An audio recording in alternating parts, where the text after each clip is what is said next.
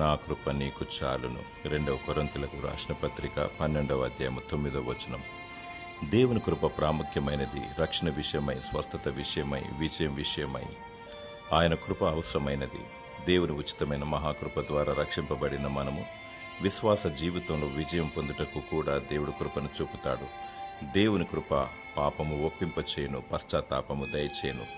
దేవుని కృప పాపము చేయకుండా చేయును. దేవుని కృప నీకు స్వస్థత లభించినా లభించకపోయినా గట్టి ధైర్యమును, నిరీక్షణను కలిగించును. అక్రమముగా జీవిస్తూ పాపానికి తావిస్తూ దేవుని కృప ద్వారా నేను పరిశుద్ధినిగా మార్చబడతాను అని భ్రమపడి నీకు నీవు సమర్థించుకొనకూడదు. ఆయన నోట నుండి ఉమ్మివేయబడిదవు. కృప ఏది ఉన్నా లేకున్నా తృప్తిని, సమాధానమును, ఉల్లాసమును కలిగించును. నీతిగా జీవించు. దేవుని కృప నిత్యము నీకు తోడయుండునుగాక. ఆమేన్.